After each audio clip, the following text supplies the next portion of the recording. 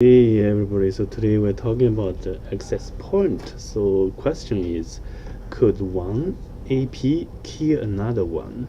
So here's some interesting information. So apparently in Cisco Meraki, a knowledge base is called ROG access point detection. So it's talking about blah blah blah blah blah. So basically, it's talking about if there's any unwanted access point in your network. So this Meraki AP can kill another one. So basically, once it detect other people.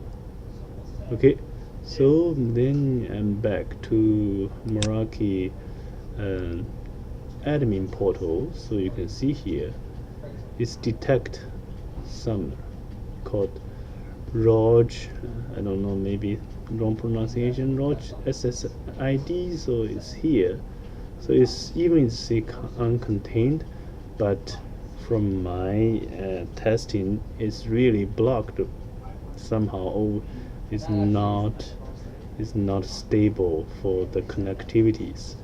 So apparently it's interfered by Cisco Meraki AP. So it's kind of is killing other AP on the same network. So how could we make it allow? So anyway, in the configuration you can see it's saying scan anyway and disconnect clients. Okay, scanning start time, anytime scanning, and kill them. Okay, so and you default behavior block clients from connecting to ROG SSH by default, and you can use the blacklist, nothing they won't apply, and the whitelist will be accessible.